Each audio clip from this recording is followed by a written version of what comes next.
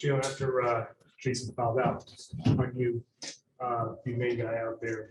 What was your mentality? What were you thinking when you saw him foul?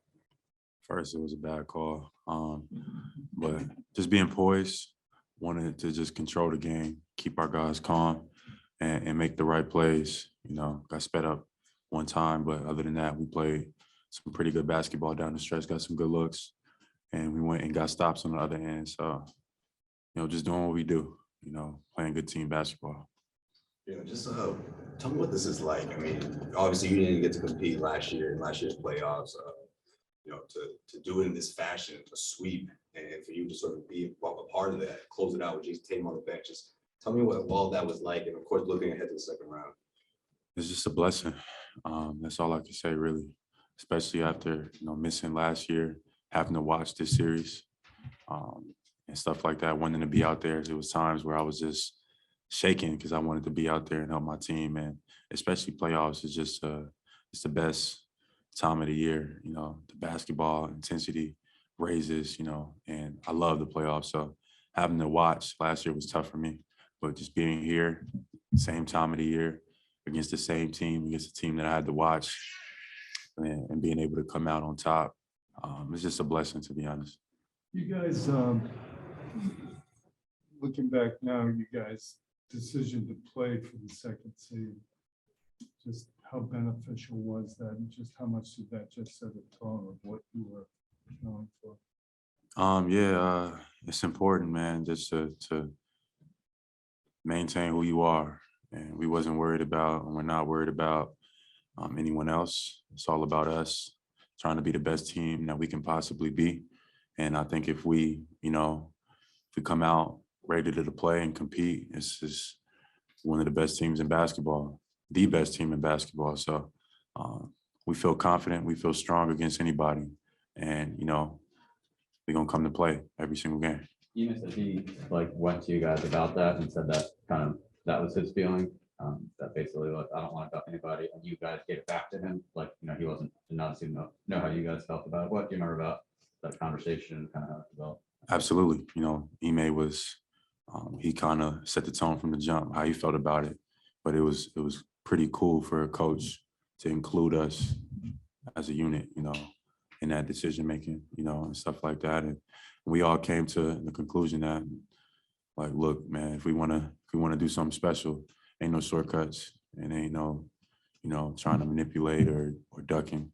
Sometimes you got to take the hard way, or what perceives to be that way, and let the chips fall where they may. So Ime definitely led led us in that direction, and we all agreed and followed suit.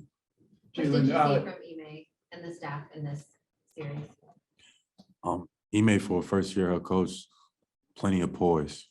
I know he played the game and, been on championship teams, and you could tell because in high-pressure moments, even like tonight, he seemed to have the poise.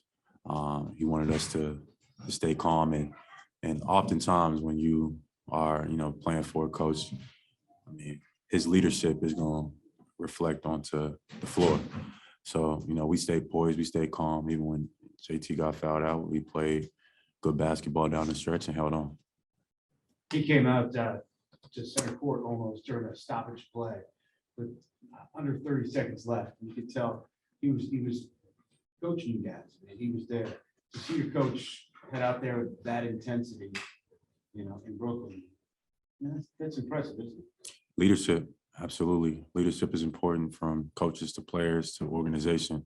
And this year has been pretty special from the top to the bottom. So as we move forward, looking to maintain that and just embracing who we are, on the floor, what Celtic basketball is about, tradition, playing the game the right way, but also, kind of creating that new culture, that new environment that we all looking forward to and enjoying right now.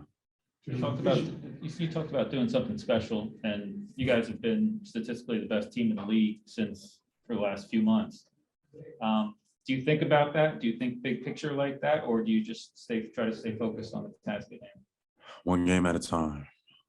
That's all. Really, my mindset is focused on, just one game at a time. Can't get ahead of yourself. We've been here before. We got a lot of guys that's been had some runs in the playoffs. So We know how things can change, things can flip. Your mindset is key, you know, coming in, being ready to play. Every single game tonight was a closeout game, which is the hardest thing to win in basketball, you know, especially against guys like that. All the pressure was on us. For us to finish and execute was big, you know, that's big for the confidence of our group, big for the mindset. I think that was fantastic. Is the hamstring okay? Looked like you were rubbing it a little bit on the foul line at the end. Yeah, it's all right. It's okay. You get the rebounds, 22 seconds left. Katie misses a free throw. It's a 2-point game. Top play. A lot of players in that situation would hold when you made that lead pass to Marcus. It's just a function of what were you seeing in that moment that made you decide to push it? I seen that nobody was at the rim. Everybody was kind of up, kind of looking like he just missed a free throw.